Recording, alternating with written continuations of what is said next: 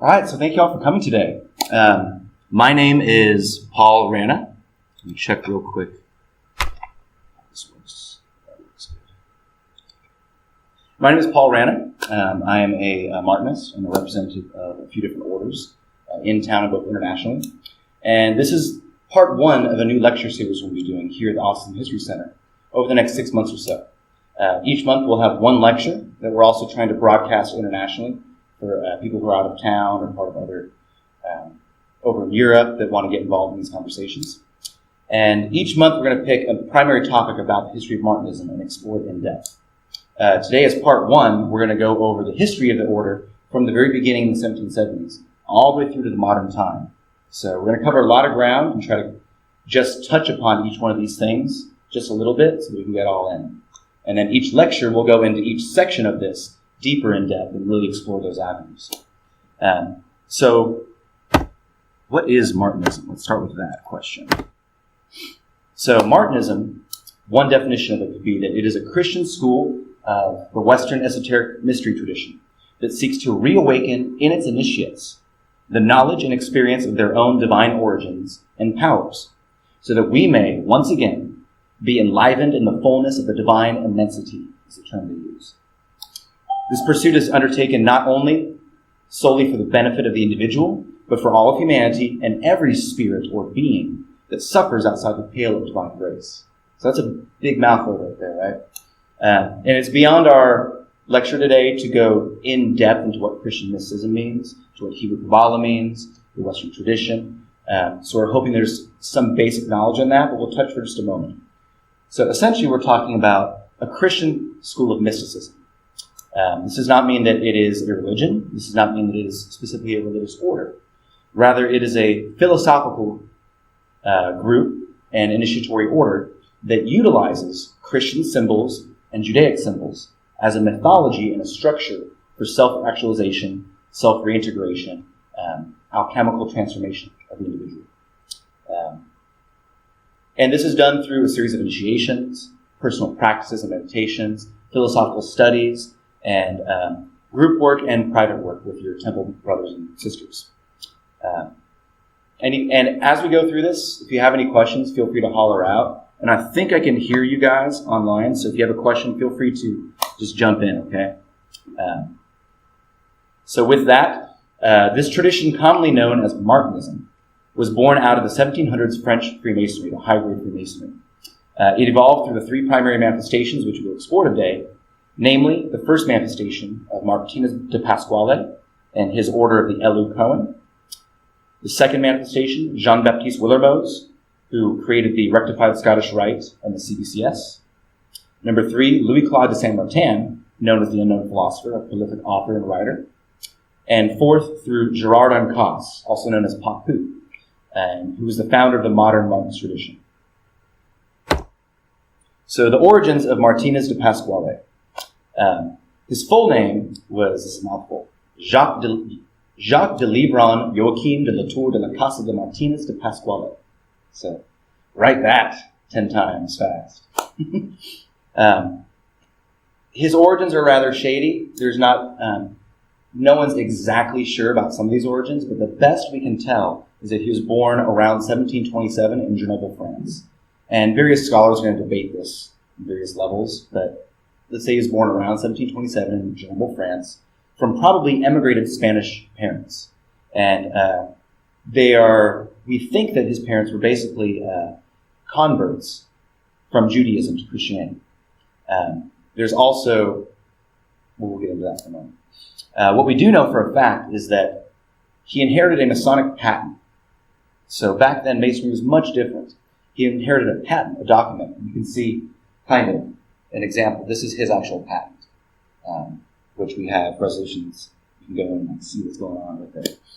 It was given to his father by Prince Charles Stuart, also known as the Young Pretender, and the founder of Stuart Masonry, as we know it. On this document, he calls himself, Charles Stuart, King of Scotland, Ireland, and England, master of all the lodges spread over the surface of the earth. This patent gave Pasqually's father, and was able to be bequeathed to his son, gave him the right to not only establish lodges, but to make masons on site.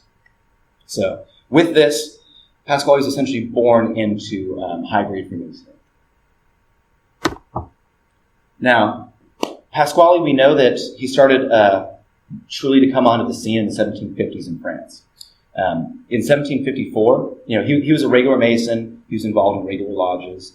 But he was, even back then, we hear a lot of Masons talking about how Masonry's kind of evolved and maybe it's not what it's supposed to be. Maybe it doesn't teach the esoteric teachings it was originally meant for. Even in the 1700s, people were saying that. And Martinez de Pasqually started founding lodges and then creating his own degrees to try to express more of that esoteric spiritual transformation he was trying to create within his candidates and students. So in 1754, he founded the chapter called Les Juges Écossais, the Scottish Judges.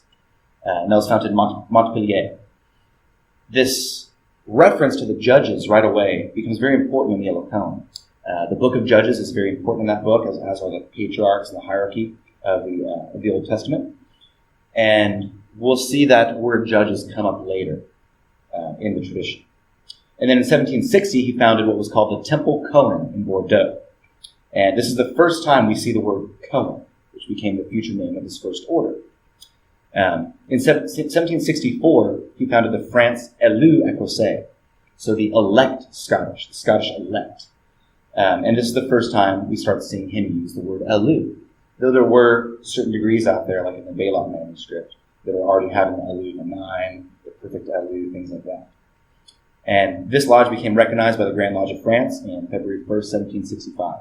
So he was working within the confines of legal, strict, recognized Freemasonry. But he very quickly began doing his own thing outside of those bounds, which is what we're going to start talking about. So by 1770, his L'Ordre des Chevaliers Maçons Élus Coëns de l'Univers, which means Order of the Knights, Masons, Elect Priests of the Universe. It's quite a title, of the universe. Like not a priest of Austin, not a bishop of Texas, but priest of the universe. By the 1770s, he had temples in Bordeaux, Montpellier, Avignon, Foix, which is where Saint-Martin came from, Le Born, La Rochelle, Versailles, Paris, Metz, and Lyon. So let's talk a little bit about what is the Elocone. So, without going too much into Freemasonry, we all know it's a 3-degree system, and it has been around for a long time. It's been done in a lot of ways. The Elocone grafted itself off of those first 3 degrees of Masonry, called Blue Masonry, and he conferred those regular Masonic degrees. At first, you had to become a Master Mason in order to come into the Elocone. But then, you come into the Elocone and you take these apprentice degrees, these Elu degrees, elect degrees, and you'd go through what we call the heretical Masonic myth of Pasqually. It is a vastly complicated, yet also very simple when you understand it, mythology based on the Hebrew Kabbalah. At first glance, it seems entirely unique, entirely different, and rather perplexing, because it is so complex at first. But when you really start to understand it, you realize it's not that different from the kabbalistic myths of Isaac Luria, the rabbi known as the Ari. And that guy is the foundation of all modern-day Kabbalah we read nowadays, including the later writings of Kunroth, the Golden Dawn, kosher Kabbalah of Yehuda Berg nowadays. So you'd go through these 3 degrees, you'd re-go through the degrees again, apprentice, companion, and master. The word was not fellowcraft, the second degree is companion in France. Still is to this day. You'd go through these degrees, but in a much different manner. It'd become extremely visceral, and you'd go through them as a mythology of the Old Testament and a kabbalistic myth of creation. And you would come into the temple and basically be born again. You'd be born in a series of magical circles that were drawn in chalk upon the floor, different amounts of circles, different symbols for each grade. And you'd go through Genesis. And then that was basically the first degree, was that birth from the divine. And this is where the myth starts to happen in initiation. It shows in the beginning, God created the universe. In the beginning, God created man and breathed the breath of life, the Ruach HaChadosh, the Holy Spirit, into man and enlivened it, much like a golem in traditional Jewish tales. And then in the second degree, what would happen is man would become tempted. He was given a mission to subdue the spirits that had fallen away from deity. There's this idea in the traditional Hebrew Kabbalah that when the tree of life, or the first creation of the universe, started to be created down, when it got to Geburah, which is the fifth sphere on the tree of life. Right here, the red one. 1, 2, 3, 4, and 5. When they got to the fifth sphere, the vessels, the vessels of matter, the vessels of reality that are meant to contain the divine infinite light of God, became unable to hold that light anymore. It became so filled, it shattered. And this is called the shattering, the breaking of the vessels. And in traditional Kabbalistic mythology, this is where creation of matter comes into play. These vessels shattered and fell all the way down to the bottoms of the universe. But even though they were broken vessels, they still had little elements of that light, kind of like oil. If you break a glass vessel and there's oil in it, that oil is still going to stick to the glass. So that oil is a symbol of the light that still clings to those vessels, to those material bodies. And they would call those the sparks. And if you're familiar with Gnosticism, those divine sparks come into play very much. So what happened is man was created in the image of deity, and he was given the ultimate divine mission to go and reintegrate those fallen spirits, the spirits that had fallen into matter, that had rejected deity, that had tried to be of their own, that had tried to consume the light for themselves. So man was sent in this mission, but unfortunately he became tempted by what we might call the adversary in the Christian myth, or Satan in the Christian myth. And he became tempted by that and fell himself into matter. And this is where Adam Kadmon, the man formed of 22 letters, the divine man, clothed of light, fell into matter and became born of the physical world. And this is basically where we come to today, is that man has lost. We postulate that man has lost that divine connection. It is always innate. That spark is always there. The light is always there waiting to be rekindled and reborn within man. But we have perhaps lost that connection towards it. And the work of these kinds of orders, not just Martinism, but pretty much any mystical order, organization, is to re-enlighten that light within the individual. So in the second degree, they make this very visceral. And you end up going through a series of almost tortures. And we got to understand this is 1700s France. So it was not uncommon to go kill an animal out in the barn and then eat it later, right? So there would be sacrifices in these rituals. Very visceral things that you go through so that you would experience what it means to be in matter, what it means to be suffering, to be separated from the divine light, to be subject to pain, decay, and loss. So the second degree is basically a very sad degree.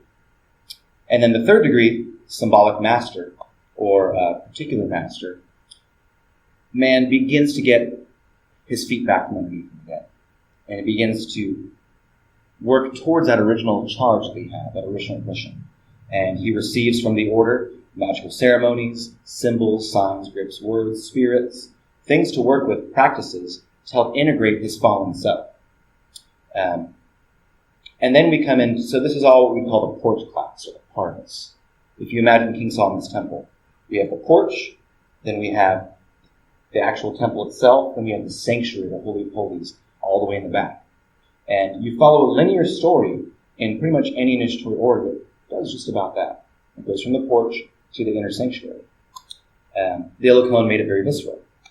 And they did this through utilizing practical ceremonial magic, medieval grimoire magic. You'll see things similar to the Heptameron, similar to the Lesser Key of Solomon, however, extremely unique in its own manner. So you go through the porch, you come in, and essentially you'd start doing these operations, spiritual invocations of beings of light, and then banishings and exorcisms of demons, of the fallen spirits. And this is one of those things in the Elus Cohens that there's still a lot of superstition about. People who are not fully educated in it, there's almost a fear about the Elus Cohens because there's demons involved. But what people should understand is that the order never gives anyone anything that they're not ready for. And the demonic work that one works with in the beginning is simply that of renunciation and of becoming above it and banishing them from your sphere. It is only much later, after one has attained what he called la chose, the thing, after one has attained the thing, the truth, the light, their divine birthright, It is only then that they truly begin to summon those spirits up and try to raise them to the light, just as King Solomon did in some of the kabbalistic myths of the creating of the Temple of Jerusalem. One of the myths about the Temple of Jerusalem and Solomon is that the reason why there was no hammer, no tool of metal heard in the building, is that spirits were used to build it. It was a spiritual building, and it was built by his ring and his vessel of brass. He would call up the 72 spirits and put them back in the charge of the divine. And he would actually use the demons to build the temple of God, therefore bringing them back to the truth and the light. A very similar kind of thing will happen in the Cohens. So you go through these grades, and this is just one example of the grade lists. It varied because, just like any of these orders, it's being developed as it's being given. He's developing these traditions. You have your first 3 degrees of apprentice, symbolic apprentice, companion, and master. Those are the Blue Lodge degrees. Then you have your porch class, particular master. That's like an elect master, or a perfect master in Scottish Rite now, perhaps. Then you have your apprentice Cohen, companion Cohen, and master Cohen. Cohen meaning priest, the Hebrew word for priest. And this links them directly back to the line of Aaron and the Levites, those who were the priests of Israel during the exile. Then you come into the actual temple class. This is when the true high-level ceremony of magic begins.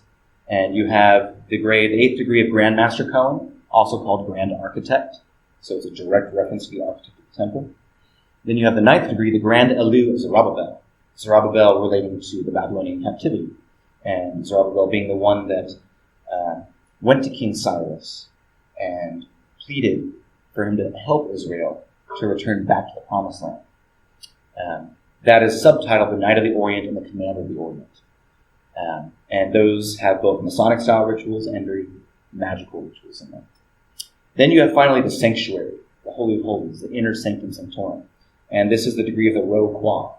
Ro being, he has a unique spelling for Ro, so it's not exactly red like in French, but there's a reference there to both the Red Cross and the Rose Cross. So it's him showing there his Rosicrucian links. Now, there's a lot of theories about where this all came from. How did Pasqually, a man who was not fluent in French, French is obviously his second language, because the French documents we have of him, it's almost like he's writing in broken French, like he's not quite eloquent at it. How did a man who wasn't even that great at French develop this amazing order that completely revolutionized Freemasonry at the time? And one of the theories is that his family was actually involved in the Spanish Inquisition, that they were inquisitors. And that rather than actually burning the books they had obtained from Hebrews, from magicians, Kabbalists, alchemists, his family actually kept them in a private archive. And perhaps that is where Pasqually got a lot of his learning. Let's take a moment to delve a little more into that. Now, our next lecture, we're going to spend an entire lecture just talking about the Elus, going deep into this myth. I will just give you a brief 10-minute version of that myth. The next time we'll go into it, show you the spirits, and relate into how the process works in a 10-stage process. But we can take a look at one of the books that we publish in the Order Martinez Souverains, our Martinist order, is this text called the Elus Cohens Registry and Sigils of 2,400 Names. And this is, we were extremely blessed to have gotten hold of this, the original facsimiles. And we have 2 facsimiles from the 1700s. And these are basically 2,400 spirits, sigils, characters that would be drawn in a magical circle, sigils that would be seen in a vision, and then you identify what spirit it was that you're calling on or that has come to you to speak to you. That is also lined up with 2,400 names in an alphabetical list. So you can start utilizing these. And this is one example of the just radical innovation that Pasqually did. When you go through these names, if you're versed in classical magic and Renaissance grimoires, you'll recognize a lot of these names. The traditional Hebrew angels such as Raphael, Gabriel, Michael, Uriel. You'll recognize intelligences like Porlock, etc., etc. But then you've got these other names that are completely unique that you've never seen before in any other tradition. Likewise, when you go through the sigils themselves, You'll go through and you'll be like, oh, that's a Saturn sigil. But then there's all these permutations of it that are different. And there's a great book out by Gil Lapat. It's in French, unfortunately. But there's a great book called Les Écritures Magiques, the magical writings. And it's about this text, and it's about trying to understand where it came from. And he analyzes in that something like 30 different magical alphabets. So he analyzes Sanskrit, Hebrew, angelic writings, Enochian, etc., and various sigil sets from India, from Egypt, from the Americas, from all over the world. And in those tables, he's able to find a good amount of these sigils, but only about a third. The other 2/3, they came from inspiration. They came from him doing his actual work. And we'll talk more about Saint Martin in a little bit, but we're blessed to have 2 different versions of this text, of this original manuscript. One is actually in the handwriting of Louis-Claude de Saint-Martin, and most Martinists think that Saint Martin did not practice magic. Well, there's evidence. It's his handwriting. And the other one comes from an individual named Prunel de Lire, and the manuscript is at the Bibliothèque Nationale de France. So that's one example of something we'll talk about more in depth in the next lecture. Likewise, we published several texts that help to analyze what the Pasqually myth is. The first Martinists were extremely prolific in writing. Pasqually only published one text in his life, and that was called The Treatise on the Regeneration of Beings. There's a couple English versions out there. There's a really bad scan of a scan of a scan on the internet. It's about 100 pages, but it's incomplete. And it's also kind of illegible, and it's a really bad translation. So you read that, and it's almost completely incomprehensible, because they have their own kabbalistic terms. They don't use necessarily the Lillianic terms. He has his own set of terminologies created. However, to our aid, individuals like Jean-Baptiste Willermoz, like Louis-Claude de Saint-Martin, in the 1700s wrote their own lessons to help prepare people for this text. One of them being Saint-Martin's 10 Lessons of Versailles. They're called Instructions to Men of Desire. And we have recently made a brand new translation of that, and we also have the original handwritten text, a facsimile of it. So we're able to source back to the original text. Likewise, Jean-Baptiste Willermoz wrote his 10 Lessons of Lyon, I believe it is. And those are 10 other lessons meant to slowly get you into Pasqually's unique kabbalistic universe. It's all based on a complex number system that classes these spirits and helps you to understand his Kabbalah. And then we also have a number of other texts that we give out, and we'll go into that deeper in a little bit, that help to prepare someone to actually read that text and understand it. But even with all that preparation, the text is basically incomprehensible without the initiations, because the initiations offer keys to understand why we're talking about Seth, Abel, Cain, Esau. Why are these individuals in this myth? And the initiations give you those keys. So this first order of the Elus Cohens exploded throughout France. But in 1774, Pasqually traveled to Haiti in order to supposedly receive an inheritance. And as we know, September 20th, 1774, he died in Saint Domingo, Haiti. There's still a lot of mystery about his death, because after his death, his students were said to have seen Pasqually roaming the temples, roaming the lodges, even though he's dead. And this continued for many years. And even in modern-day Martinist practices, there is a lot of evocation, even though they don't call it that. There's a lot of meditations with the origins, the past masters, and trying to bring them into your sphere and actually commune with them. So that's probably the source of where Papu got that from. We also know that Haiti was a hotbed for voodoo, right? For classical African voodoo, mixing with Christianity and Catholicism from the Spaniards. So you've got all kinds of voodoo traditions that come out of there that now have bled over to New Orleans, et cetera, et cetera. And if you go to Haiti, there are still Elus Cohens lodges that have never stopped operating. And over there in Haiti, it's not secret. Elus Cohens is not a secret order. When they do their equinox ceremonies, they go out onto the beaches, and just like a Tibetan monk would draw their mandalas in the sand and then wipe them away when they're done, they'll draw these gigantic mandalas the size of this room, bigger, with a giant bonfire in the center. And they do this, one of the ones online you can find is St. John's Day in Haiti, which is the same feast day Masons celebrate, and we have installations of officers. So when they draw these circles, all the different members of the Knights Templar, regular Masons, Elus Cohens, they all come together, the priests, the bishops, wearing their robes, their various degrees, and then the entire town comes out, lay people, and watches and participates in the ceremonies, in the evocations, in the rituals. It's not a secret thing. And even over in France, Martinism is much more open. For some reason, there's this kind of a thing in America where it's become extremely hush-hush. And that's not the way it is in most of the world.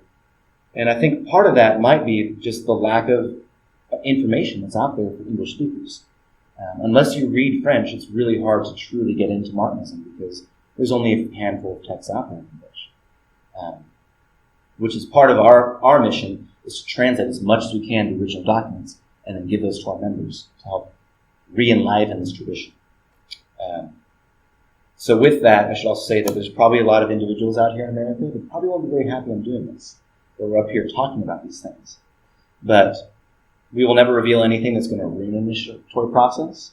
We're not revealing any secrets that you can't find with a little bit of study and reading the texts of A.E. Waite, of Robert Amadou, of Robert Amelon. So we know what is out there, and we're being careful just to give the things that you can already find on your own. But we're trying to do it in a way that brings it together for comprehension. So the Elus Cohens, this might not be that easy to see, but this is an example of two different magical circles that would be used in initiations. Two different grades, two different operations, and you come into this circle or circles, and hard to see right now, but these are all candles. Each candle is a spirit, and underneath that candle you write the spirit's name and its two sigils, and you call up that spirit in your operation. And various things would happen to bring light to the earth, to banish the darkness, etc., etc. Much like any tradition, just much like Buddhist Tonga. And then this one over here is another one like that, where this is an exorcism you perform. And you have essentially all these spirits right here that are demonic spirits. And you're calling forth all these spirits of light to banish that darkness, which is symbolized by the snakes. So just an example of some of the work. And you'll see more of that in the next lecture. Any questions on that whirlwind of the Elus Cohens? Comprehensible to a degree? Okay, cool. Yes, sir.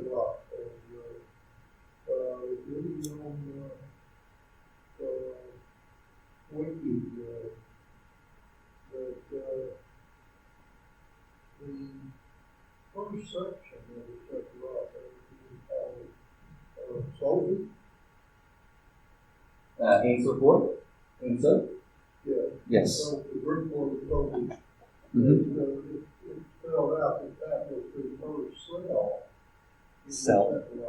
And this is what followed because the Sophie also goes over into the Proverbs 8:22 and describe what was there when God created the earth, that this Sophie was there also. And, interesting concept.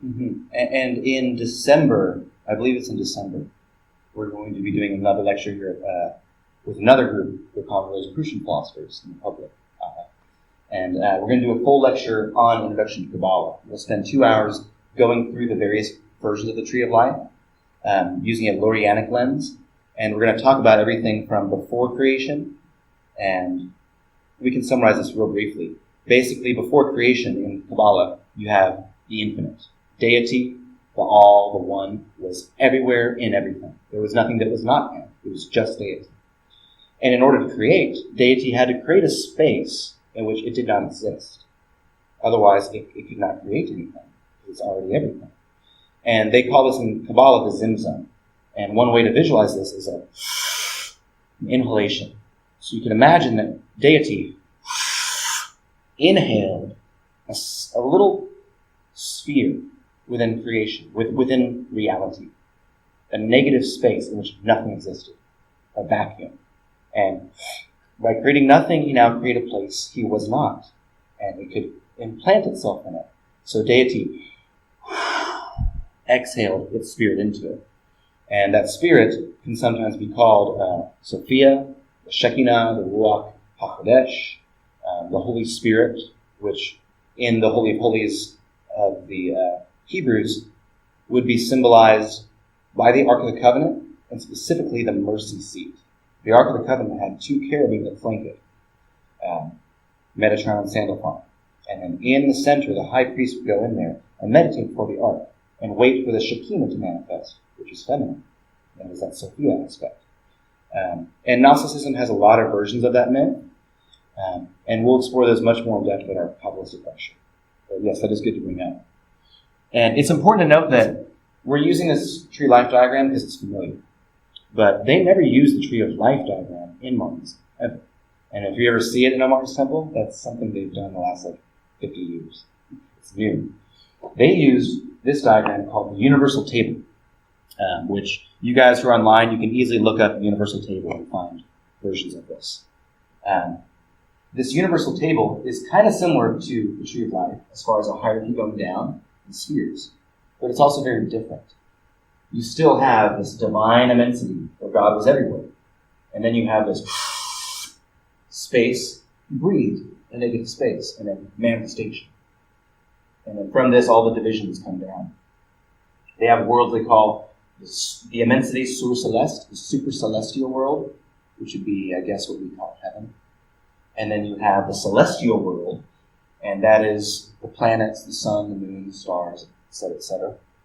Then all the way down here at the bottom, you have the immensité terrestre, so the terrestrial immensity, Earth, which is symbolized by a downward pointing triangle facing the west. And within that is a Yud He Vav He, the divine name of Jehovah. And it's showing that the lost word, the spirit, is still in matter, even though it's trapped, even though it maybe is not awakened in a life.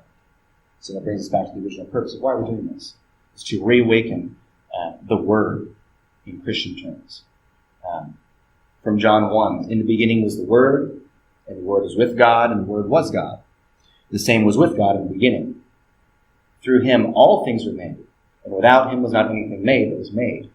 In him was life, and this light was the light of men. And the light shineth in the darkness, but that darkness comprehend it not. And we are essentially that darkness that is seeking to comprehend the light and to understand it and manifest it. So, and again, we'll go much more in depth into that in the next lecture. We're on good track. So that is the first manifestation of Martinism, Elus Cohens. Now, after Pasqually's death, there were several temples. There were several roquas. There's a sovereign tribunal. But without his genius and his direction and his motivation and drive, the order it began to fall apart. It didn't have its spiritual chief anymore, its driving force. So it didn't take long for those temples to slowly start to die off. People are still being initiated, but before long, the order essentially went dormant. So with that, we're going to talk about two of Pasqually's primary students, Jean-Baptiste Willermoz and Louis-Claude de Saint-Martin. They both took the Martinist myth, the Pasqually Elus Cohens myth and philosophy, and preserved it in their own ways so that the tradition would not die out, the primordial tradition, the secret tradition. So one of those, the first one we're going to talk about is Jean-Baptiste Willermoz, which his tradition is sometimes called Willermozism, and Pasqually's is Martinezism, and then Saint-Martin, Martinism. Funny terms, but it helps you to understand what we're talking about. Jean-Baptiste Willermoz was a high-grade French Freemason, just like all of them, and he was a member of the Sovereign Tribunal, so he was one of the chiefs of the Elus Cohens. Now, Willermoz took over the Stricte Obersvance Templière. That's the French word for the Templar strict observance, which still exists today as the strict observance of Freemasonry, a regular Masonic rite. He took that over. It was a German high-grade Masonic rite. He took over from Baron von Hund. And the strict observance had, by its name, Templar, had a lot of Templar influences into it. And it had this mythology about the Masons having a direct lineage back to the Templars. Now, at some various conventions, they basically proved that was rubbish. At least at that time, they believed it was rubbish. And the order kind of went into abeyance. Instead, what Willermoz did, he revised these rituals and created the RER, the Rite Écossais Rectifié, or the Rectified Scottish Rite. One of the first times we see that word used. And it's not anything like the Scottish Rite, the ancient accepted Scottish Rite we know now. It was completely different. And this became the official Masonic rite of the Grand Lodge of France. In 1778, there was the National Convent of Lyon, and that is where the Masonic Code of the Reunited and Rectified Lodges uses was drafted and approved. And that's in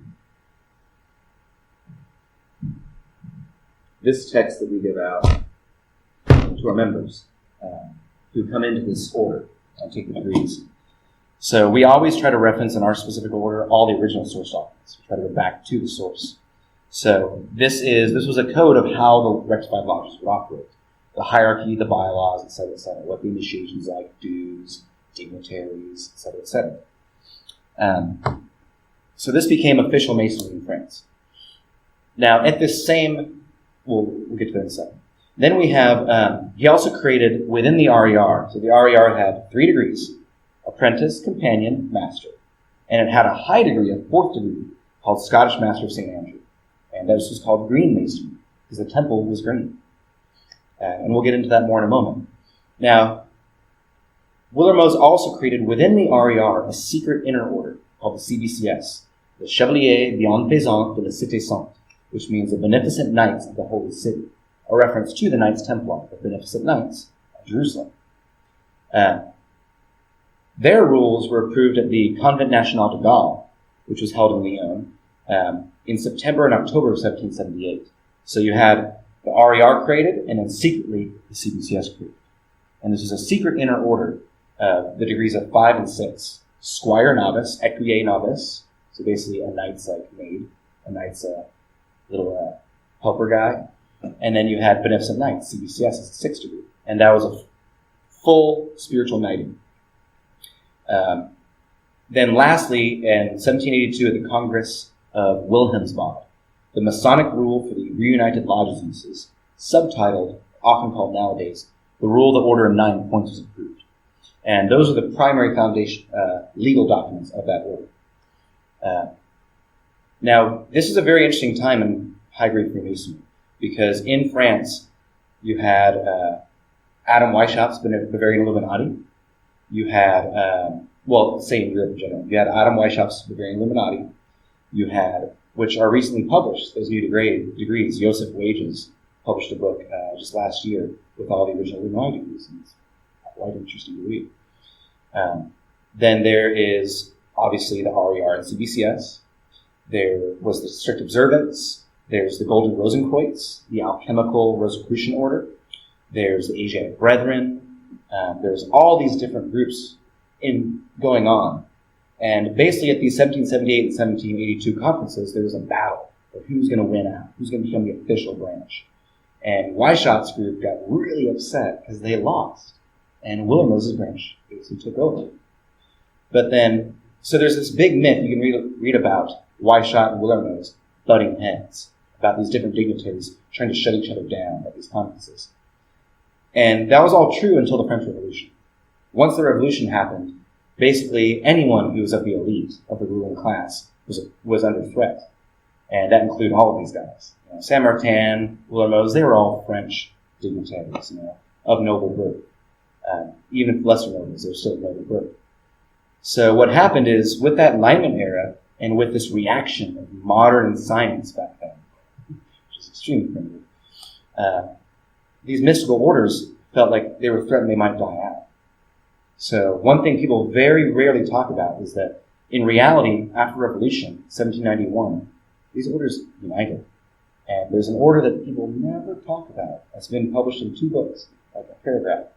And there's an order that, based out of different groups that brought all those streams together and still exists to this day.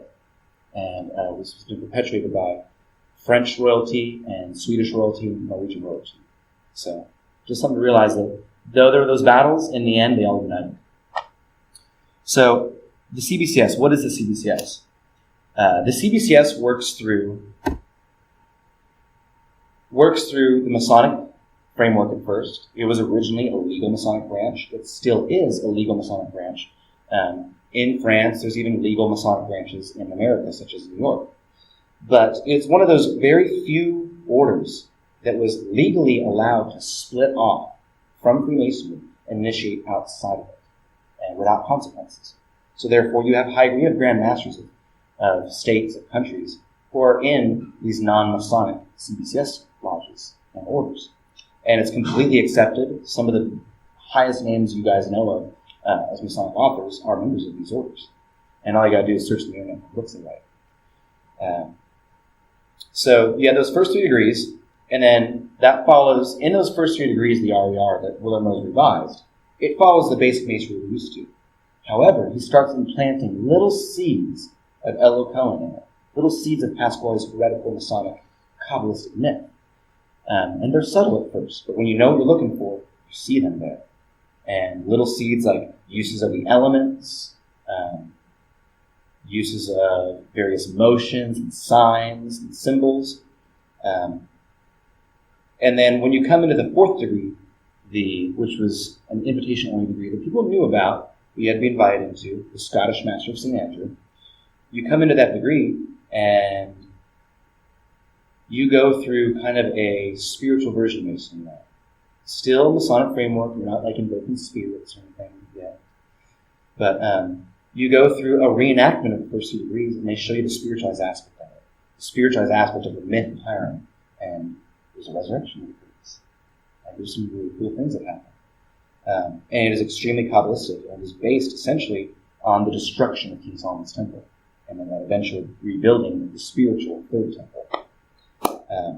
And for most people, that is where the St. Andrew degree stopped. As we have, in our CBCS here, locally and internationally, as we have revised our degrees and started using them, we were blessed to get access to the original 1778 handwritten text of Willermoz. So we've translated those ourselves from the French. We also have possessing all the various versions of the 1900s, English and French, of Grand Lodges, and we brought these all back together to try to go to the original source, but then make it practical and actually initiatory. With that degree has a lot of just amazing imagery and diagrams and just some really beautiful moments using the square and compass in unique ways. So for most people, though, that was the top of it, green masonry. Then there's this secret inner order we mentioned, CBCS, white masonry. And you come into a very different temple, and the CBCS isn't that secret anymore. You can see Grand Masters on Facebook posting their CBCS initiations. I'm not going to show you those because I'm not going to show you the temples, but you can go online and find them, various versions of them.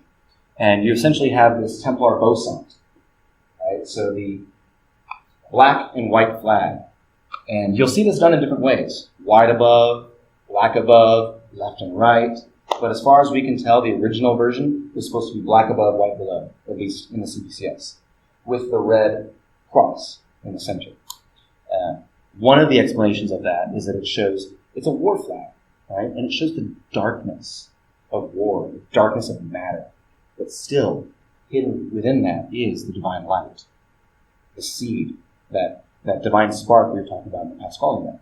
So it's even there just in a symbolical manner. And then that cross is that unification of the above and below. You'd come into the Squire Novice, and it is an extremely Christian order. Extremely Christian. The officers are the Grand Prior, which has religious overtones to it. You have the Pontiff, and there's an officer that specifically just does invocations and prayers daily, Christian invocations. And you essentially go through the Squire Novice and you take a lot of oaths and you get a big stack of rules of how to be a knight, how to train to be a knight. And you are trained in trying to manifest the Christian virtues, the knightly chivalric virtues. So whereas the Elus Cohens trained the individual through magical invocation, aspiring towards God, and cleansing yourself of demonic influence, of dark influence within and without. The CBCS does it through practice of the virtues. Essentially the same thing, just without spirits. Then you come into the 6th degree, Beneficent Knight, and you get a full knighthood in the tradition of the Templars. Sword dubbing and all. And a lot more prayers, a lot more rules and obligations, many of which don't apply to us anymore, because we're in a modern age. So most modern orders have changed some of those obligations. Then you have a double secret class, a secret inner order of the CBCS, that even those knights didn't know about unless you were invited to this inner order. And this was the 7th and 8th degrees of Professed Knight, and Grand Professed Knight, or shortened mostly as Grand Prof, is what you'll see it written as. And these are the degrees where they pulled away the veil, and they show you, this whole time, we've been preparing you for ritual magic. We've been preparing you for Elus Cohens, for Pasqually's myth. And those degrees are not so much degrees as they are lectures and lessons. And again, we're blessed to have the original handwritten manuscripts from the Bibliothèque Nationale de France, FM 4509, I think it is, that we're able to rectify some of those errors that have been made in translations since then. Those lectures are basically Cliff Notes versions. By Cliff Notes, I mean like there's still like 80 pages. Cliff Notes versions of Pasqually's reintegration of beings. And it's them distilling down the kabbalistic myth. So like, everything we built you up is for this.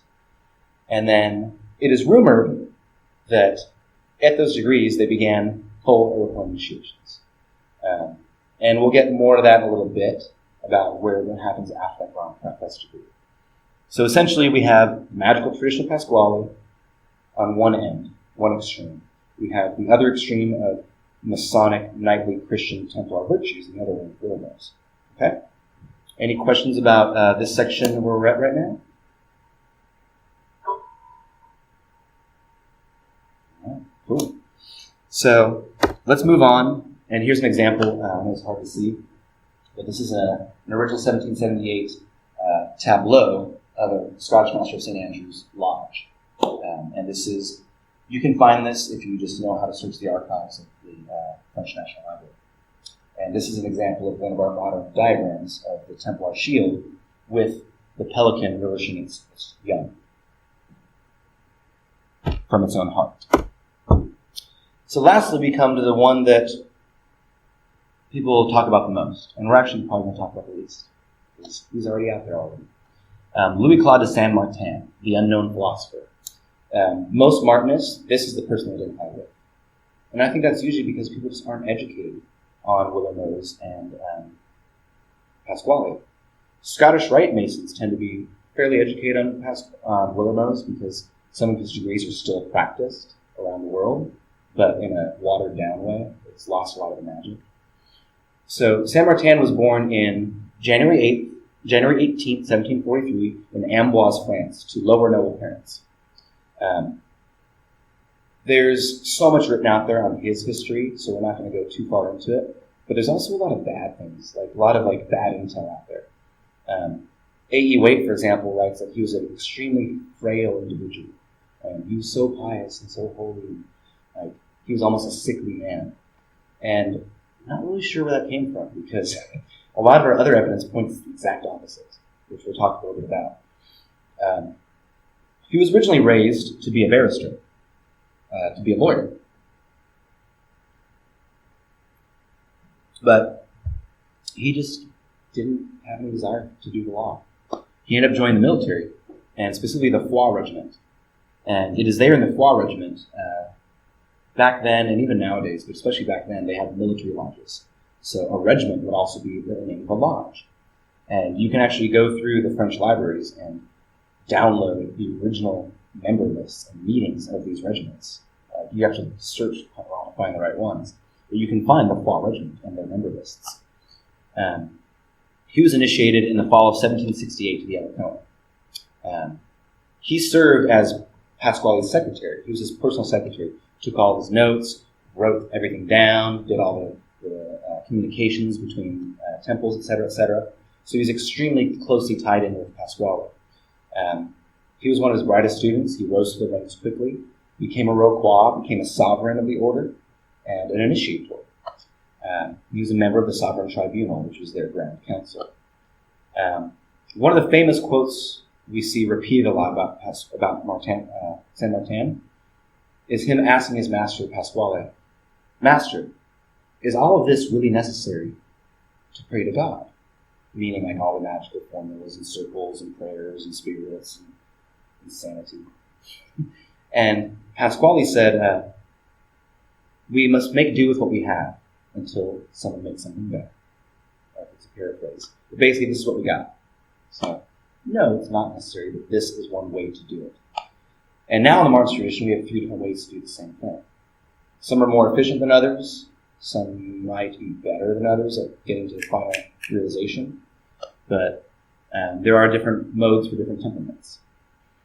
So that's when we start seeing people talk about how Saint-Martin moved away from what we would call the operative or magical path, theurgy, and ceremonial magic, and began moving towards what is now called the inward path, or the voie cardiaque, the way of the heart. And he was heavily influenced by the theosophy of Jakob Böhme, a German shoemaker who, I don't know how, I don't know where he got his education, but a German shoemaker that was an extremely prolific writer and artist that wrote fantastic Rosicrucian alchemical texts and theosophic texts that we're still studying today around the world in all kinds of organizations. And if you've not read any Jacob Böhme, hit me up. I'll send you like a Dropbox of thousand pages. There's so much good stuff. Now, there's rumored to have been a Société des Intimes, a society of intimates, or society of initiates. But in reality, as far as we know, Saint-Martin never created his own order. He never created Martinism. This would have happened 100 years later. Basically 85 years later, after his death. But he did, however, bring together, he was, however, a very prolific author. And we published all of his texts that we have in English for our members. And a lot of them you can already find online, some better, some worse translations. But he was a prolific writer. His very first book was called On Errors and Truth, Des Erreurs et de Vérité. And Piers Vaughan, out of New York, who is one of the most highly respected American Masons from England that lives in New York past forever. He is about to publish, through his Rose Circle books, a new translation of Errors and Truth, which I'm greatly looking forward to. Because we have a good translation, but not as nearly as I'm sure this is going to be. So Errors and Truth, his first book, was basically a refutation of the Enlightenment era, of the modern sciences coming out. And this gives background to why the Old had to exist in the first place. France was becoming more and more secular every day with modern science. And people were losing, and then there was the Reformation, and there was just all the stigmas of the Catholic Church and religion in general. So people were losing a lot of that spiritual connection that it was ingrained in their being. They needed to have that spiritual connection. Saint-Martin's book, Errors and Truth, is a refutation of modern science. And it basically points out all the ways that it's totally wrong. Now, when we read it, that book now, we're like, oh yeah, duh. Because a lot of those theories back then were pretty weak. And our modern science is nothing like what they had then. But it's still an interesting period piece about it. And he talks a little bit about mysticism in it, but not very much. It's mostly refutation. However, some would say there is a section that has the real secret in it. The key to enlightenment, Philosopher's Stone, in its text, for those who want to see. Regardless, when he first published that book, he went out on a speaking tour throughout all of France, and he was a rock star. He was received in all the highest royal courts, and hung out with all the duchesses, and he was like to party and hang out with people. So the idea that he was this frail, extremely noble individual that was so pious doesn't seem to hold up in reality. Not to say that. And what that should do for us is shatter the illusion that in order to be a spiritual individual, you have to sit and pray 20 hours a day, or you have to be a vegetarian, or you can't drink alcohol, Okay, because they were doing these things. So he never founded his own Martinist order. He died October 14, 1803 in Châtenay near Paris. He's written so many books on numbers. He's written a book, The 10 Prayers of Saint Martin, which are 10 prayers that basically teach you how to pray. You could easily line those up with the 10 kabbalistic sephirot. He wrote the Red Book. He wrote his last book that he published, which is my personal favorite. It's called Man, His True Nature and Spiritual Ministry. And it's in 3 sections. Section 1, I might get this backwards, but God, nature, and the Word. 3 sections. And it analyzes reality through the lens of God, nature, and then the Word. And tries to tie those all together. But what's beautiful about this book is that it's written near the end of his life, and he basically just pulled out all the stops. He's not trying to veil things anymore. He's not trying to make these complex things. He's just giving the theosophic lessons to you. He's giving you the secret tradition in a simple book to digest.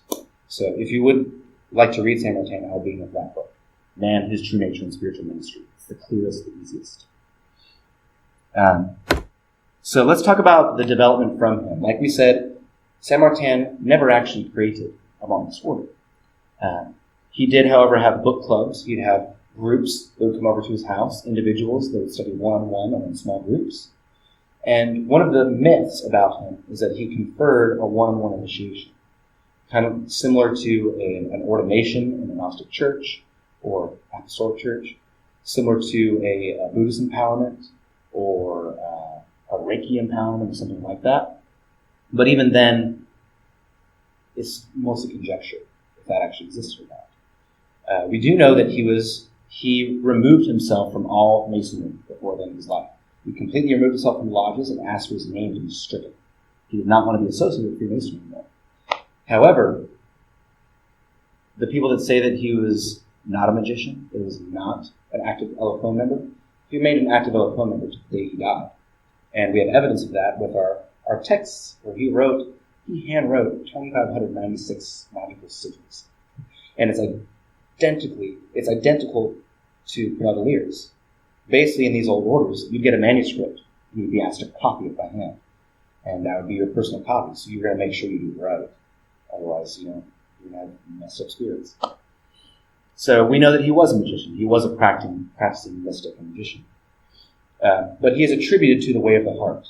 And this comes in really in 1882. This comes out 80 years later after Martinez's death, is when Henry de Lage, Papou, Augustin Chabozeau begin to create the first Martinist order, what we would call the third manifestation of Martinism, what most people commonly call Martinism now.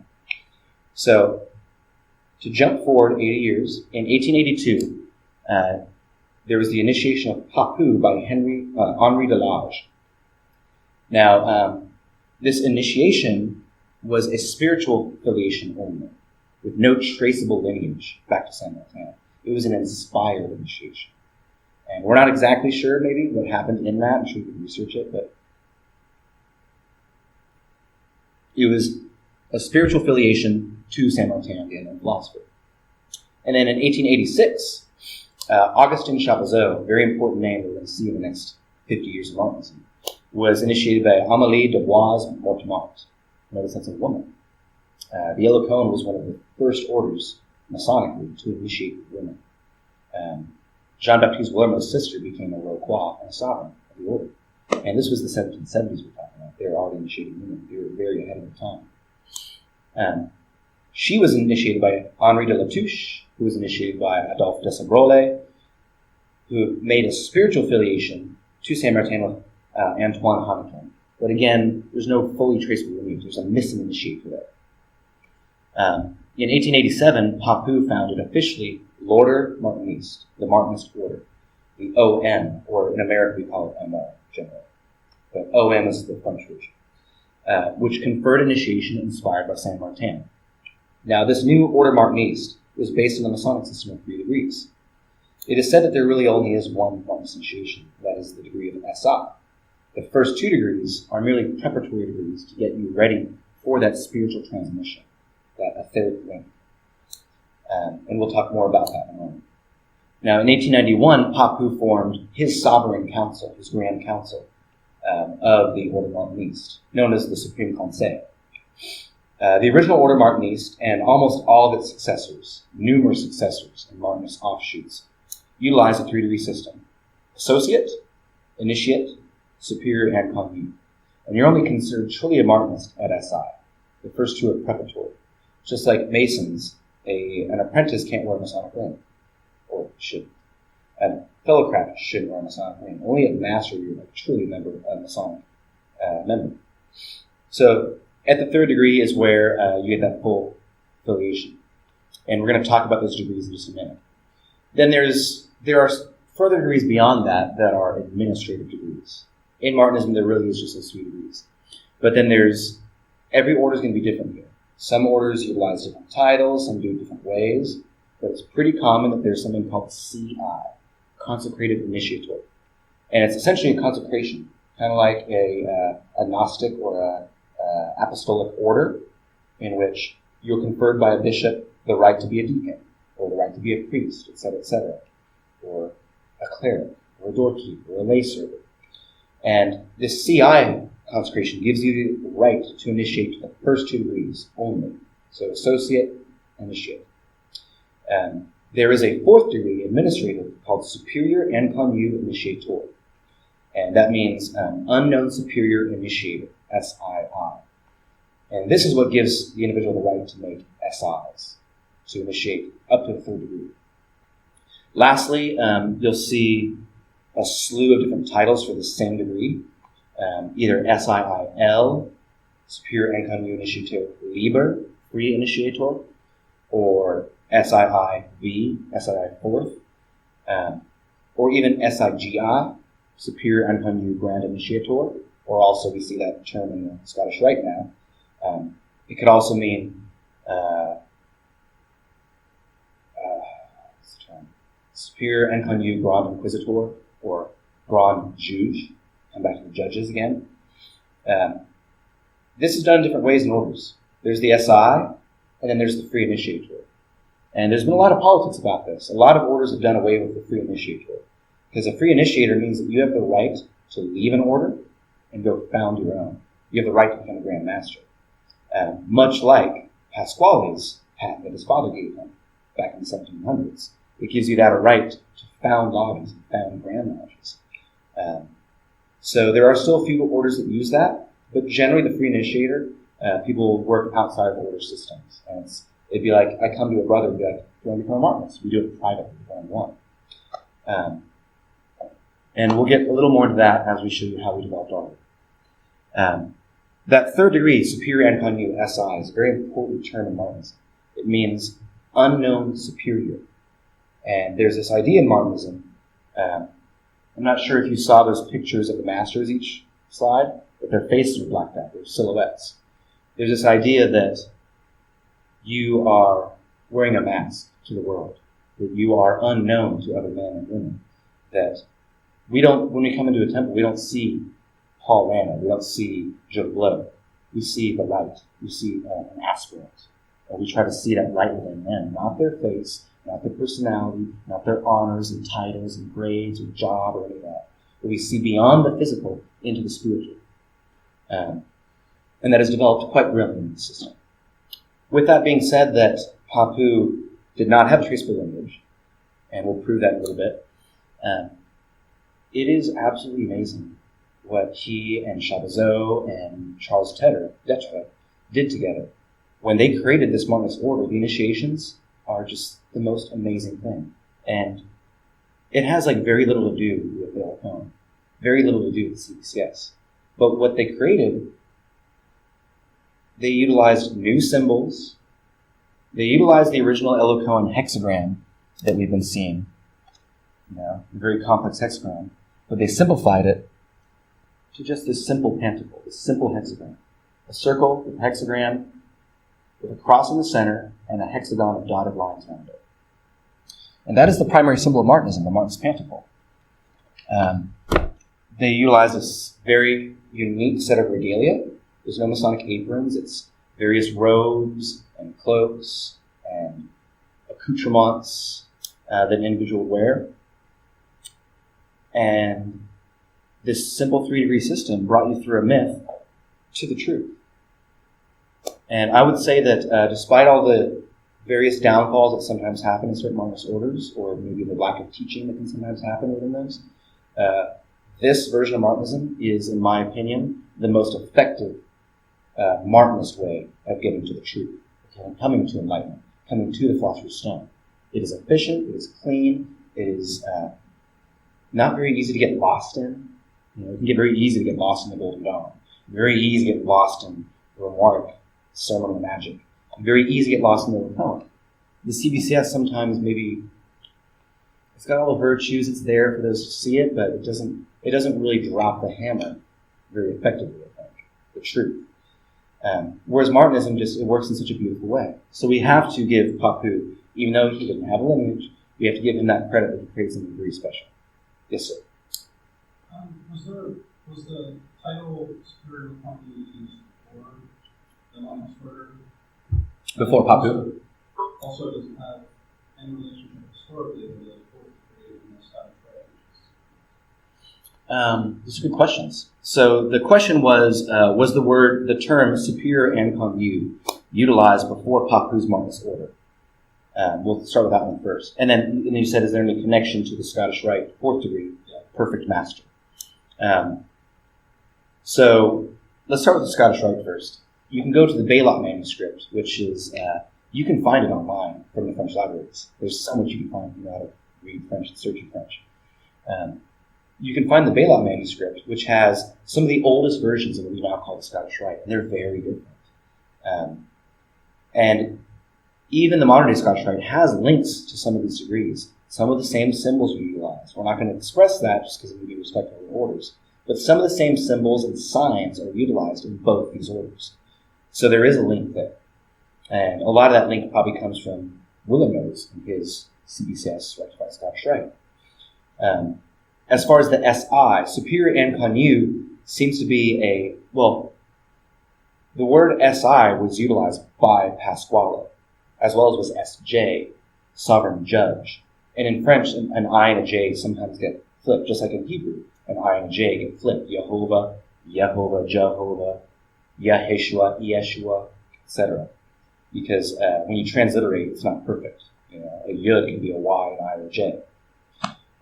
So it was utilized, but maybe not as superior incognu. But this links back to Saint-Martin, who when he published, he generally published under a pen name, the unknown philosopher, the le philosophe incognu. So there's that I, incognu. And the idea of the superior incognu also ties in with the Elus Cohens, superior, elect, the Elu, the elect. And in the Elus Cohens, one of the goals is to have the beatific vision, the vision of the throne of God, the vision of Ezekiel, the Merkava mystics, the Jews work with. It is also to become one of the 144,000 elect of that literal translation, that literal look of the Old Testament. So they are hearkening back to that. You are now an unknown superior, an elect incognu. They become this great. Does that help? Yes. Cool. So let's check our time. We have this room for another 37 minutes, but there's not a group that comes until 2:30. So we try to blast through this part real quick. The history of the first OM Supreme Council, and I can send you documents too if you're interested later. The Supreme Council was formed in 1891 with such famous members as Stanislas de Guaita, who you might recognize from the Ordre kabbalistic, the Rose Croix. He also founded the Salon of the Rose Croix, which is an art project in France. The Guggenheim, right now in New York, is doing an exhibit on the Rose Croix salons. And you can go to the Guggenheim and see the original paintings from Pellegrin and Joseph and Pellegrin and Stanislas de Guaita and his group. It's supposed to be an amazing thing. Piers Vaughn posted about it yesterday. July 5th, 1892. So, let's do this and then I'll say that. July 5th, 1892, there was a treatise of alliance between the Ordre Martiniste and l'Ordre kabbalistic de la Rose Croix, the Kabbalistic Order of the Rose Croix, which still exists as an independent order and within other orders. There's one based out of Nevada that claims to be the real one. And there's a lot of them out there. So the OKRC became the inner order of the OM. You got to SI, and you went to the OKRC. 1895, Papu publishes his book, the Martinez de Pasqually. 1899, René Philippon publishes for the first time Pasqually's Regeneration of Beings, a treatise, in French. Then in 1902, this is the first split. 1902, Edouard Blitz, member of the Supreme Council of the OM, breaks with Papu and forms the American Rectified Martinist Order. This is one of the first splits of Martinism. It only lasted 11 years, or 12 years before you're already in the splinter cells go out. He created the American branch of the OM. And one thing we should talk about is that Papu's initiations were extremely simple. We're talking about 5, 6, 7 pages. And minimal symbolism, though the core is still there. A series of questions you're asked when you come in. A very simple knighting, almost no mythology in the actual initiation itself. And then you'd get a very simple lecture, which has been published for a long time. The Grand College of Rites published these books twice, many years ago. Anyone who's interested in it, or just search the internet and find it. Very simple initiations. Edouard Blitz, when he founded the Rectified Martinist Order, he revised all that into his order, and he published, as early as 1896, The Ritual and Monitor of the Martinist Order by Edouard Blitz. And this is his version of initiations, redeveloped. Now, a lot of this probably still came from Detra, Charles Tedder, who wrote a lot of initiations with Papu. But now you have much more fleshed out. And you have comparisons with the Illuminati of Avignon, with the Illuminated Theosophists of Christianier, the Philalethes group of Savillette de Long, the Primitive Rite of Narbonne, the Rosicrucian Rite. So he fleshed out the initiations, made them much more complex and just better, honestly. So already we have new rituals being used. Then in 1911, there's a treaty of alliance between the OM and l'Église Gnostique Universelle of Jean Ricard. And this was one of the first manifestations of the Gnostic Church. And we'll talk a little bit more about that later. But the EGU at that time, they created an alliance and became sister orders. Like the official Church of Martinism is this Gnostic Church. 1913, Blitz publishes another ritual Martinist. 1916, the death of Papu. He was succeeded by Tedder in all organizations, including the Memphis Ritzman. The OM had become so big that it became a mother order that had the OKRC, the Memphis Mitzrayim, Rose Croix d'Orient, all these different organizations underneath this umbrella. And back then, the SI was just, it wasn't necessarily this hugely coveted thing. You go through degrees pretty quickly. You get to 3rd degree. We do something very different now, at least our order does, which we'll talk about. Then we have from the death of Papu to the Fedosi. 1917, they ratified that treaty between the OM and the EGU, the Gnostic branch. New masters ratified it. In 1920, we have another split. Victor Blanchard, another very important Martinist, member of the Supreme Council, breaks with the Papu Tedder line, with Tedder, and founds the Union Generale des Martinistes et Senarchiques, which is commonly known as the Order Martiniste et Senarchique. And this order really blew everything open in a good way. They completely revised the initiations. They created a narrative, a mythology that follows logically from 1st degree all the way to 3rd degree. So now you're not just going through the simple Masonic symbolism, you're truly living the Martinist myth. You're going through the degrees, viscerally, experiencing it, which helps you have dream states. It helps you truly integrate the myth. And I would say that when you look at our archives for the OMS are ridiculous. I've got 2 filing cabinets with all 4 levels just filled with documents, French, English. We're translating them all ourselves, as well as probably 30 gigabytes of digital materials. But when you go through all the orders that have come since the OMS, almost everyone is inspired by those rituals and uses some version of it because they're so good. Then in 1931, the surviving members of the First Supreme Council reunite with Chabazot, who had split. And they found L'Ordre Martiniste Traditionnel, the TMO, which if you've ever heard of AMORT Incorporated, that is their inner order of Martinism. Now, the thing about TMO, they have a legitimate lineage, but they're like the one order that doesn't recognize any other Martinist order and are not recognized by any other Martinist order. They're very elitist, and I shouldn't say that. They're very isolated, I should say. 1934, the death of Ricard. He's succeeded by Constant Chevillon as the head of the OM and all of its bodies. Chevillon was martyred, which we'll see later. Then in 1934, we have the first convention of Fedocy, the Fédération Universelle des Ordres et Sociétés Initiatiques, the Universal Federation of Orders and Initiatory Societies. This brought together literally everything under the sun that was going on in esotericism at that time. It only lasted for like 15 years, but it was an amazing organization that accomplished a lot of fantastic stuff. Milka Bogard has a 100-page paper on Fedocy that is extremely illuminating to check out.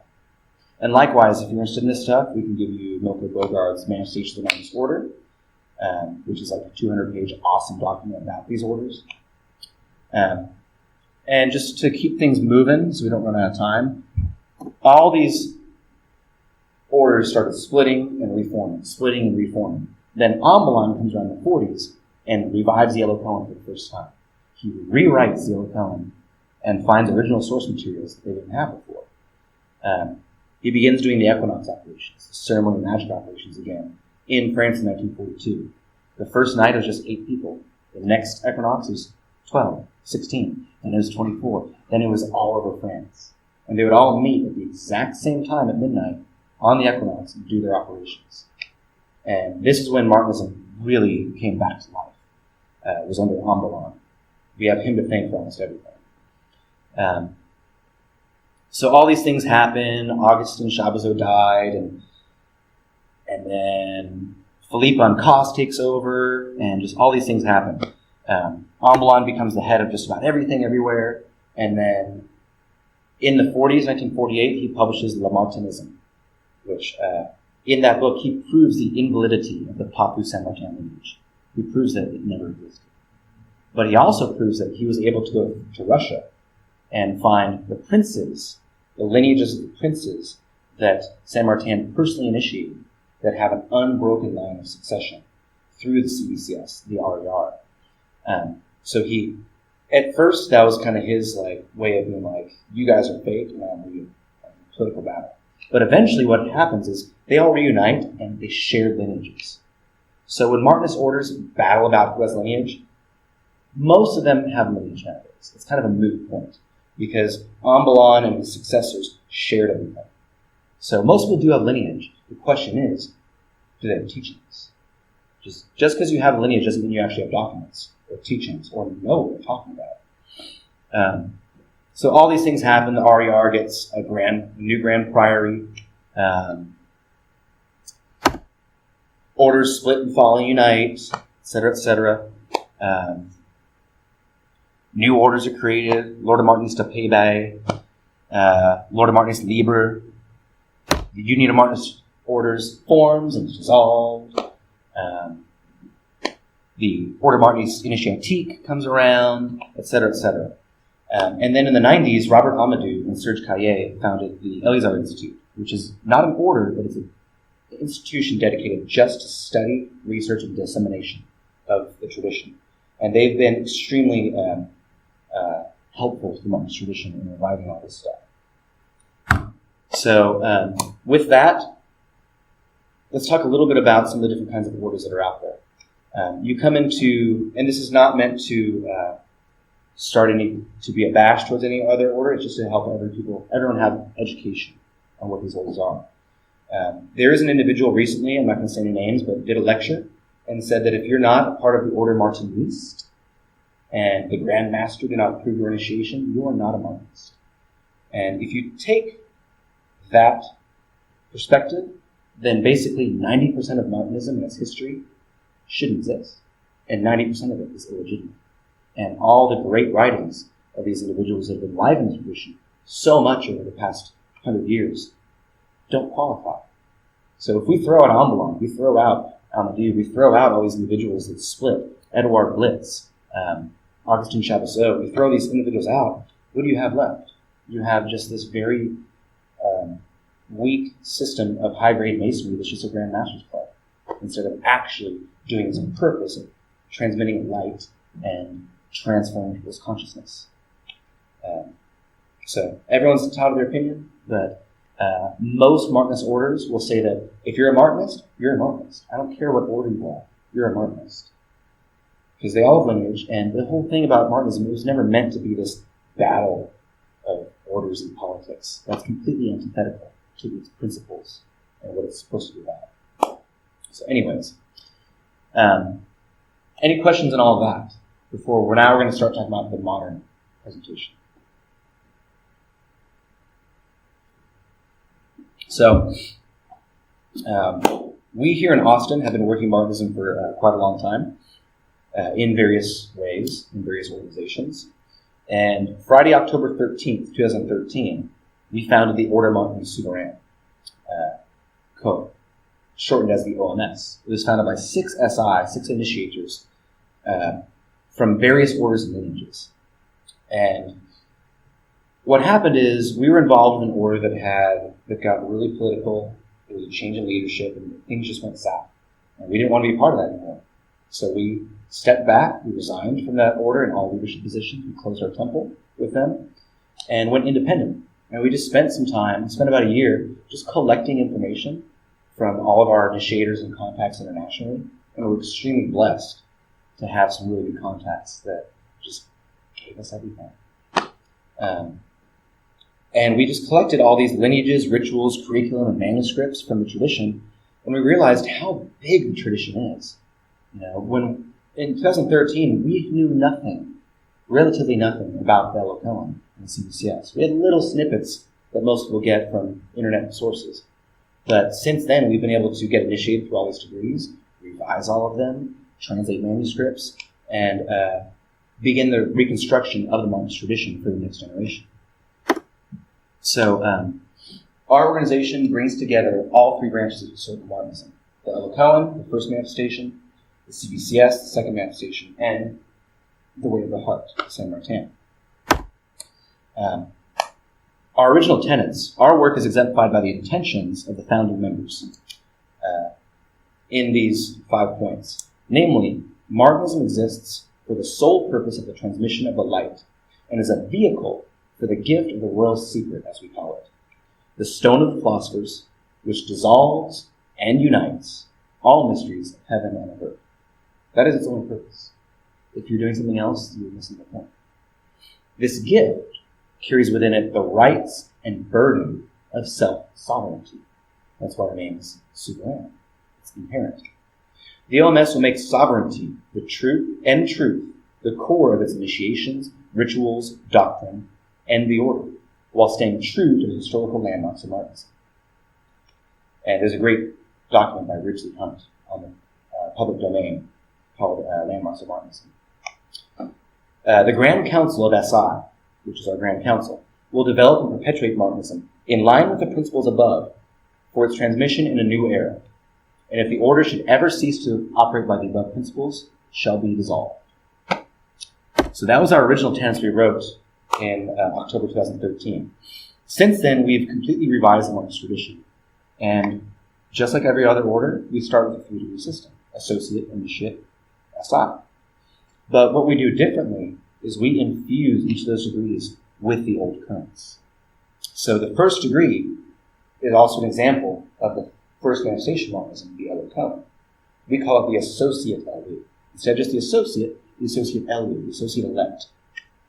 This degree comprises the traditional formulas of Papu, his Ordre Martiniste, and Saint Martin, but is enriched with the current of the Elus Cohens and Martinez de Pasqually. It comprises initiatory experience similar to that of the traditional Martinist associate and the 4th degree of the Elus Cohens. The grade curriculum we give is comprised of 3 books. So this is another thing about Martinist orders that are out there. A lot of those orders, you come in, and you don't even get a single piece of paper. for curriculum, get nothing to study. We give this whole stack for our first degree. Those are just the physical books. These are the mandatory books, these first three, and then these ones are supplemental. We also give those out digitally as free PDFs. And everything we publish is published at cost. Everything is completely transparent. No one's making any money off of it. But we give them this whole stack of books. And we also give them on our online international forums where they can talk with all the members internationally, different temples. We give them probably like 3,000 pages of PDFs of historical Martinist curriculum. So if there is an order out there that's not giving the members something, it's a travesty, because there is so much out there. Like, your members deserve to actually learn and not just be a part of a Grand Master's Club. The Associate LU handbook, the first handbook, is comprised of theory and practice. Everything is. The theory is a distillation of the most refined associate level texts of Martinism, while the practice provides traditional Martinist meditations of the way of the heart, but also Elus Cohens operations up to the fourth degree. So you're doing ceremonial magic right away. You're doing traditional meditations, Christian mysticism right away. You're drawing circles in the floor. There's a lot of really interesting stuff. Then we also have the Elus Cohens Theory Handbook, which provides key historical documents from the past masters, Pasqually's writings, Saint-Martin's, Willermoz, that help us to understand the tradition. Then we also publish the essential writings of Saint-Martin, which are key documents of the unknown philosopher, 350 pages. Our first degree, we require a minimum of 1 to 2 years of active study, active work, in order to pass on to the second degree. When someone comes to the second, so for those online, there's a stack of our 4 primary books for the first degree, as well as an example of our Martin certificate. One thing about our certificates, they don't look like other orders, because we were able to find Pasqually's original certificates that he gave to Willermoz, dated 1768, and we were able to get high resolutions of these and recreate them. So we actually have these sigils on our certificate, and it's written in the style of that. And then, just like down here, we have stamps for each degree. So you get these beautiful certificates this size, 11 by 17 parchment.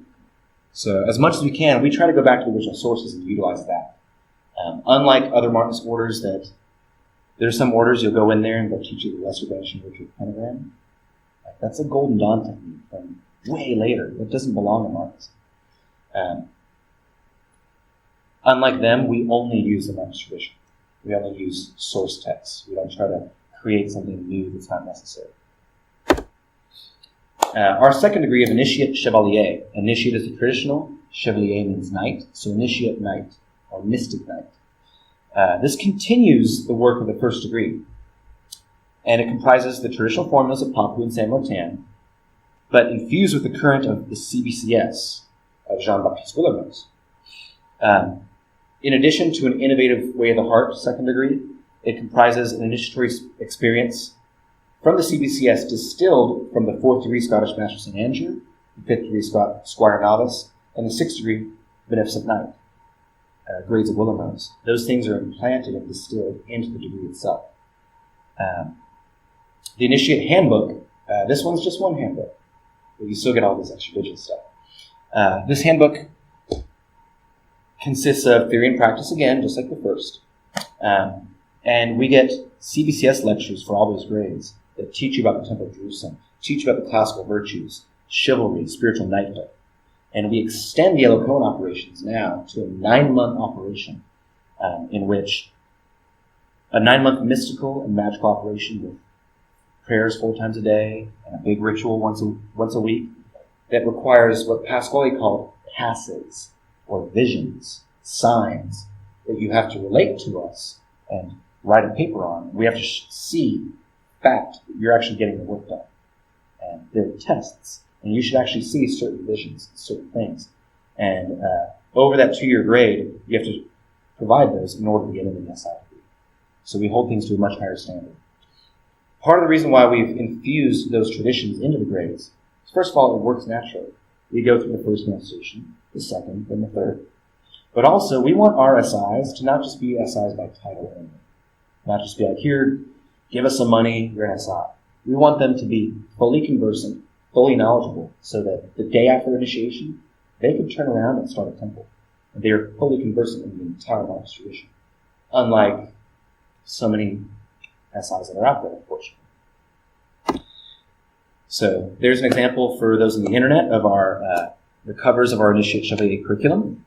And you'll see on the right, that is a 1700s Templar drawing from the National Library of France. So finally we come to the third degree, the SI. And this comprises the traditional formulas of Saint Martin and Papu, but with additional components that unify everything we've done in the first two degrees into a holistic unity. This is the cornerstone of the OMS, this degree, and it is the chamber in which the royal secret is revealed, the gift and burden which confers sovereignty and truth. The SI handbook focuses on deepening the newly raised SI's understanding of the royal secret through what we call the wet path of alchemy, the slow path. It includes the Abramelin operation, which is the quintessential magical operation of any mystic order out there. Everyone goes through it. As well as other Rosicrucian operations to assist in unfolding the rose creation, the rose of the mystery. And this degree culminates, as I said, in the unveiling of the royal secret, or the stone, or the philosophers, that elusive yet ever-present mystery which forms the foundation of all true initiation and all illumination. So that is our outer order. And then when someone accomplishes that, they come into the SI, they are invited to Le Collège de Superieur Inconnu, the SI college. And in the college, you can see there's some examples of just some of the initiations. A lot of them. There's like 33 now. That's just a coincidence. Has nothing to do with the Scottish Rite. At the grade of SI, the CSI opens. And it's not mandatory, but it's optional. If someone wants to continue their training and go through the full traditional Elus initiations, the full traditional CBCS, they can do that. And we offer that not as, the thing is, at the SI, you've come to the truth, you've come to enlightenment. There's nothing more to learn. But these are ways you can deepen your understanding, and you know the history of Martinism better, and therefore the history of other esoteric orders.